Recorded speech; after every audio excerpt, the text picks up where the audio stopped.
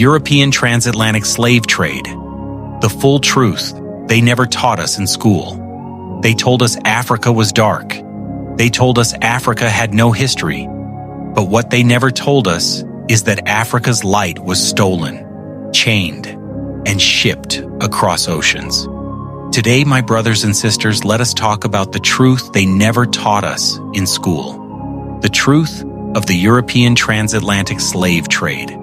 A story of pain of survival and of the unbroken spirit of our ancestors. The story begins around the 1400s and 1500s, when Portuguese explorers started sailing along the West African coast. At first, they came with smiles, pretending to trade, pretending to explore. But behind those smiles was a plan that would change Africa forever. The Portuguese, then followed by the British, French, Spanish, and Dutch, began building forts and trading posts on African shores in places we now call Nigeria, Ghana, Senegal, Gambia, Angola, and Congo. They traded beads, mirrors, guns, and rum in exchange for human beings. Our people, men, women, and children, became goods in the eyes of those who saw our black skin as profit. Many Africans were captured through wars, raids, or deceit. Sometimes local rulers and middlemen were tricked or used to capture their own people, not knowing the true horror that awaited them beyond the ocean. People were tied, chained, and forced to walk for miles from deep villages to the coastal forts like Elmina Castle in Ghana or Bunce Island in Sierra Leone. They were held in dark dungeons with no light, no air, and no hope, waiting for the ships that would take them away. The air in those dungeons was filled with sweat, blood, and sorrow, the sound of mothers crying for their children, the sound of chains dragging across the floor. When the ships finally came, our ancestors were packed like cargo into the lower decks. Each person had barely enough space to lie down. They were chained together, fed little food, and forced to live in filth for months as the ships crossed the Atlantic Ocean. Many died before ever reaching land, some from hunger, some from disease, and some chose to jump into the sea rather than live in chains. The ocean waves still remember their cries. Their bones still rest beneath the Atlantic waters. Historians estimate that between 12 to 15 million Africans were shipped across the Atlantic from the 1500s to the 1800s. But if we count those who died before even reaching the ships, the number could be double that. When they arrived in the Caribbean, South America, and North America, the nightmare continued. Our people were sold on auction blocks like animals to work on sugar, cotton, and tobacco plantations. Families were separated forever. A child could be sold away from his mother and never see her again. From sunrise to sunset, they worked under the hot sun, whipped, beaten, and starved. Yet, in their suffering, they sang. They sang songs of hope, freedom, and home songs that carried the spirit of Africa across generations.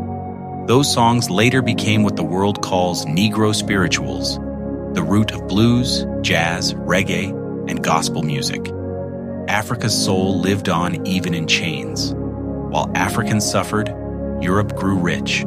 The sugar from Caribbean plantations, the cotton from America, and the gold from African soil built European empires. London, Paris, Lisbon, Amsterdam all grew powerful from African pain. The weapons of Europe were funded by the blood of Africa, and when they had taken all they could, they began to rewrite history to make it look like Africa had no civilization before they came. They called it civilization, but it was colonization in disguise. But Africa did not remain silent. Our ancestors fought back in every way they could. There were revolts on ships, uprisings on plantations, and wars of resistance in Africa itself. Names like Queen Nanny of Jamaica, Toussaint Louverture of Haiti, Nzinga of Angola, Sam Sharp, and many unnamed heroes rose up to say, enough. Some died fighting, others lived to inspire generations. And even those who didn't survive left behind a spirit that still burns in every African today. By the 1800s, the trade began to slow, not because of European kindness, but because it had already served their purpose. They had enough wealth, and the world was beginning to change. Britain outlawed the trade in 1807, followed by others, but by then, the damage was done. Africa had lost millions of her strongest sons and daughters. Entire kingdoms were weakened. The balance of the world had changed forever. My brothers and sisters, this story is not just history, it is memory. It is the root of our struggles and the reason Africa still fights to rise today. The transatlantic slave trade was not just about chains, it was about identity. They didn't just take our people, they tried to take our pride, our unity, our story. But today we must rise and remember who we are. We are the children of survivors. We are the blood of kings and queens who refuse to be broken. We are Africa, the land that gave light to the world. Never again should we let anyone tell our story for us. Because when others tell our story, they twist it. But when we tell it ourselves, we heal. If this truth touched your heart, my brothers and sisters, let me know in the comments what you think. Tell me what part of this history do you want me to uncover next? Do you want me to expose how colonization continued where slavery ended? Or do you want the real truth about how Africa was divided in the Berlin Conference? Your voice matters. This is our story, told by our own. Don't forget to like, subscribe, and share this with someone who needs to know the truth they were never taught in school. Because together, we are rebuilding the truth of Africa, one story at a time. To every ancestor whose blood watered the seas, to every mother who cried but never gave up hope, to every warrior who died but refused to be forgotten, we say we remember you. We tell your story, and your spirit will never die. This is Real African Tale, where truth lives.